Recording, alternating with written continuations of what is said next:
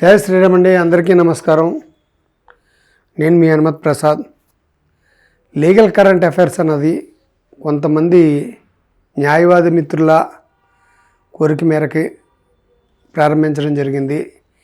వాళ్ళు రేపు పొద్దున్న జ్యుడిషియల్ ఎగ్జామ్స్ కానీ, పబ్లిక్ ప్రాసిక్యూటర్ ఎగ్జామ్స్ కానీ, లేకపోతే రేపు వాళ్ళ కేసుల్లో వాదించేటప్పుడు వీలుగా ఉండేలాగా ఎప్పటికప్పుడు వచ్చేటువంటి జడ్జిమెంట్లని ఆధారంగా చేసుకొని ఆ కేసుకు సంబంధించిన వివరాలు, దాని సెక్షన్స్ ఏంటి, ఆ సైటేషన్స్ ఏంటి, ఏ కోర్టు ఏ రకంగా తీర్పిచ్చింది అనేటువంటివి మీ ముందు ఉంచడానికి నా ప్రయత్నం నేను చేస్తాను.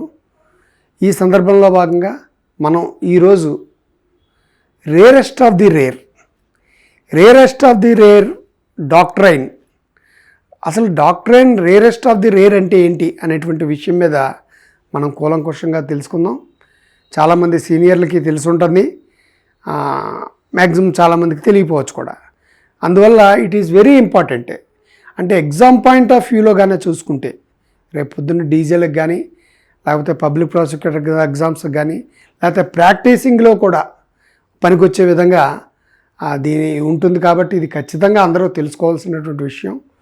రేరెస్ట్ ఆఫ్ ది రేర్ అంటే ఏంటి అంటే ఏంటంటే, భారతదేశం చాలా వరకు డెత్ పెనాల్టీని, మరణశిక్షని నిషేధించినట్టుగానే. అంటే అత్యంత క్రూరమైనటువంటి కేసుల్లో మాత్రమే డెత్ పెనాల్టీ అన్నది విధిస్తుంది కోర్టులు. అంటే అంతేగాని ఎలా పడితే అలాగా విధించేటువంటి అవకాశం లేదు. ఈ విషయాన్ని 1980లోనే సుప్రీంకోర్టు ఓ కేసు విషయంలో గైడ్లైన్స్ ఇచ్చింది. దాన్ని ఏమంటారంటే రేరెస్ట్ ఆఫ్ ది రేర్ అంటారు. ఈ డెత్ పెనాల్టీని ఎప్పుడు పడితే అప్పుడు వేసేయకూడదు. ఒక మర్డర్ జరిగిందనో, రేప్ జరిగిందనో ఎలా పడితే అలా వేసేయకూడదు. కానీ యావజ్జీవ కారాగార శిక్ష వేసుకోవచ్చు. ఎందుకంటే భారతదేశం ప్రోత్సహించదు డెత్ పెనాల్టీని, మరణశిక్షని. కానీ అసాధారణమైనటువంటి పరిస్థితుల్లో ఇంక ఏ రకమైన ప్రత్యామ్నాయ మార్గాలు లేదు. అన్నిటికంటే హీనమైనటువంటి అతి క్రూరత్వమైనటువంటి సిచ్యువేషన్స్ ఏర్పడినప్పుడు మాత్రమే వాటిని పరిగణలో తీసుకుని డెత్ పెనాల్టీ అన్నది కోర్టులు విధించడం జరుగుతుంది. ఈ డెత్ పెనాల్టీ విధించాలంటే కొన్ని ప్రామాణీకరణల్ని సుప్రీంకోర్టు గైడ్లైన్స్ ఇచ్చింది. అవేంటన్నది ఇప్పుడు మనం పరిశీలిద్దామా? నెక్స్ట్ వెళ్దాం. ఇక్కడ చూడండి, doctrine of rarest of the rare. Rarest of the rare అంటే ఏంటంటే, this principle is used in India to determine weather death penalty should be imposed on accused person. అంటే డెత్ పెనాల్టీ అన్నది అసాధారణమైన పరిస్థితుల్లో విధిస్తామని చెప్పాం కదా. అటువంటి అసాధారణ పరిస్థితుల్లో డెత్ పెనాల్టీని, అంటే మరణశిక్షని విధించడాన్ని rarest of the rare doctrine అంటారు. This doctrine was established by the Supreme Court of India in the year 1980. 1980లో ఒక కేసు విషయంలో భాగంగా ఇది డెత్ పెనాల్టీని రేరెస్ట్ ఆఫ్ ది రేర్గా పరిగణించడం జరిగింది. అదేంటంటే ఆ కేసు ఏంటి, Bachan Singh versus state of Punjab.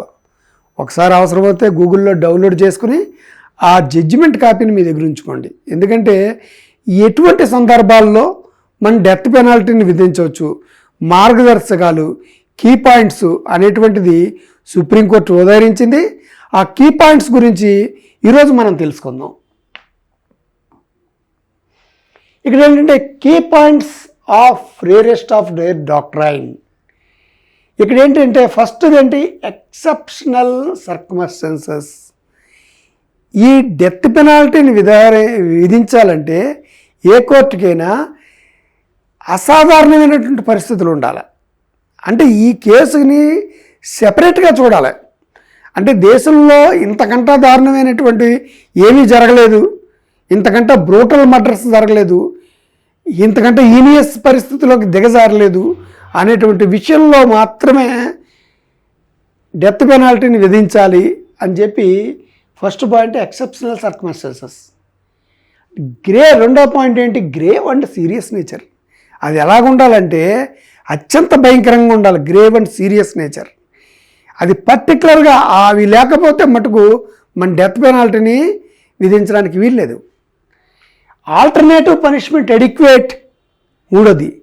అంటే ఇంకా దానికి ఆల్టర్నేటివ్ పనిష్మెంటు యావజ్జీవిత ఖైదు కూడా కాదు, అంటే అంతకంటే ఇంకేమైనా ఎక్కువ ఉంటే అది విధించాలి. అటువంటి పరిస్థితుల్లో దీనికి ఆల్టర్నేట్ లేదనుకున్నటువంటి సందర్భాల్లో మనం డెత్ పెనాల్టీని అనేది విధిస్తాం. ఇకపోతే నాలుగోది నో పాసిబిలిటీ ఆఫ్ రిఫార్మ్. అతన్ని సంస్కరించడానికి కానీ అతను మళ్ళీ మనసు మార్చి ఏదో కొంతకాలానికి మళ్ళీ పశ్చాత్తాపడతాడని కానీ అలాంటి విధించలేనటువంటి పరిస్థితిలో ఉన్న వాటికి డెత్ పెనాల్టీ అనేది విధించడం జరుగుతుంది. ఈ 4 పాయింట్లు కూడా చాలా ఇంపార్టెంట్.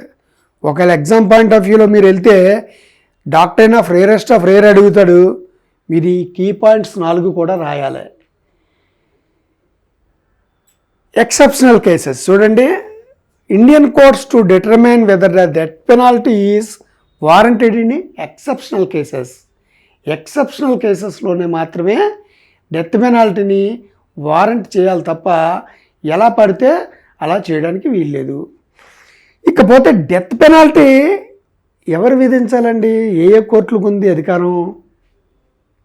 సుప్రీంకోర్టుకి ఎలాగ ఉంటుంది, హైకోర్టుకు కూడా ఉంటుంది డెత్ పెనాల్టీని విధించే అధికారం. జిల్లా కోర్టులకు ఉంటుందా?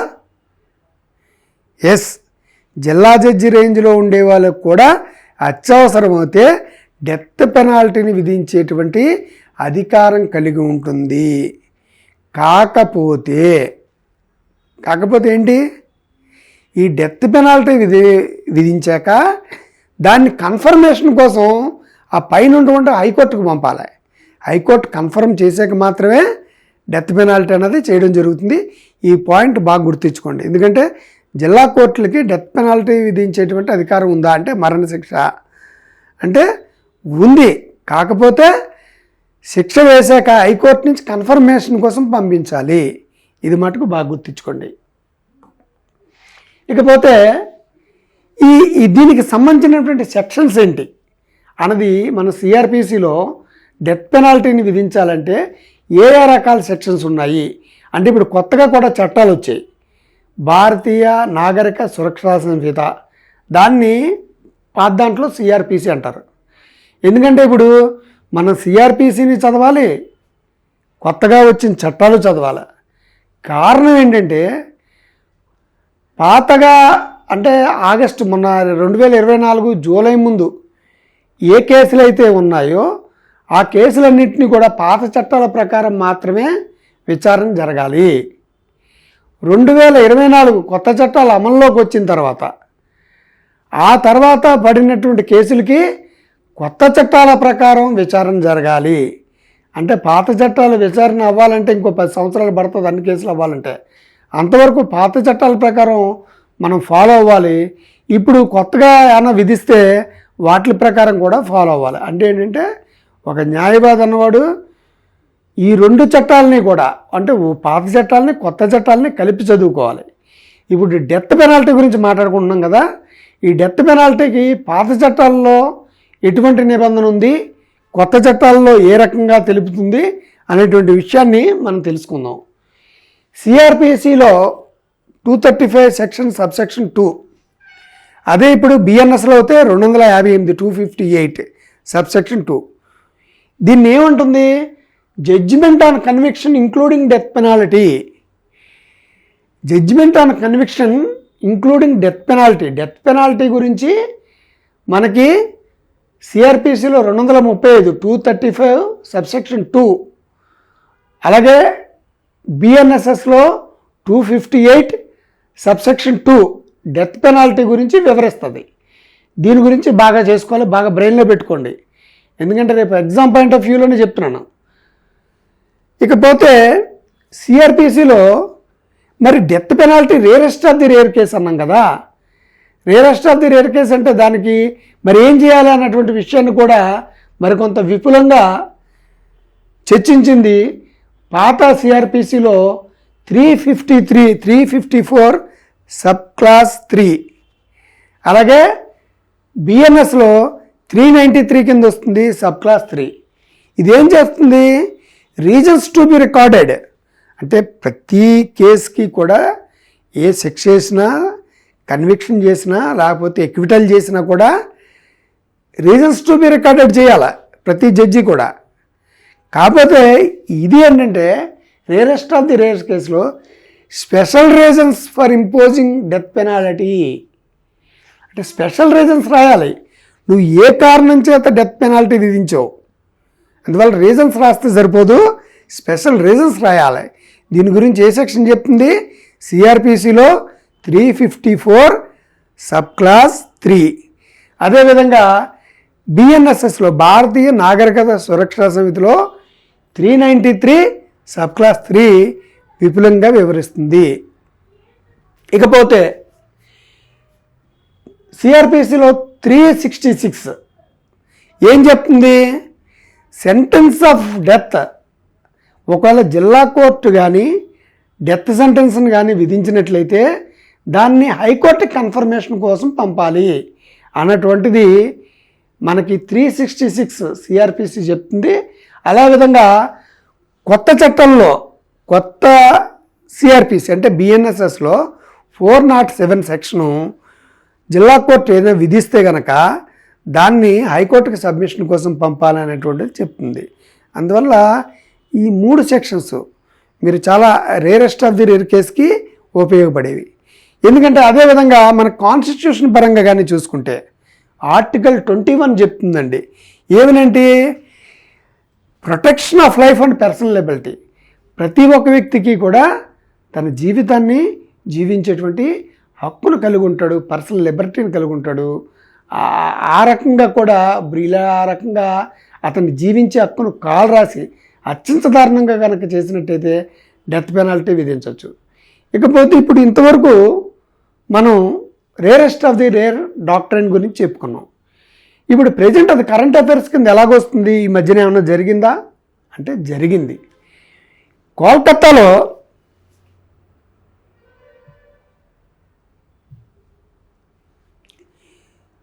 రీసెంట్గా అంటే 2024లో కోల్కతాలో ఒక చైల్డ్ రేప్ కేసు జరిగింది. చైల్డ్ రేప్ కేసు అంటే 16, 17, 18 సంవత్సరాల పిల్లలు కాదు, 7 నెలల పసికందుని, ఎంత దారుణం అండి, 7 నెలల పసికందు మీద 34 సంవత్సరాలు ఉన్నటువంటి వ్యక్తి రేప్ చేశాడు, అఘాయిత్యానికి పాల్పడ్డాడు. వాళ్ళేమో స్ట్రీట్ వెండర్స్ పేరెంట్స్, వాళ్ళు రోడ్ల మీద ఏదో అమ్ముకుంటూ ఉంటారు. వాళ్ళు వెళ్ళి పోలీస్ స్టేషన్లో కంప్లైంట్ ఇచ్చారు, మా పాప కనపట్లేదని. ఆ తర్వాత కొన్ని గంటల తర్వాత ఏంటంటే పాప ఎక్కడో ఫుట్పాత్ మీద పడేసి వెళ్ళిపోయారు. ఒంటి నిండా తీవ్రమైనటువంటి ఇంజురీస్. అక్కడ రేప్ చేశాడు 34 సంవత్సరాల రాజీవ్ ఘోష్ అనేటువంటి వ్యక్తి. సో దాని గురించి ఆ కేసు పర్టికులర్ గురించి ఇప్పుడు మనం తెలుసుకుందాం.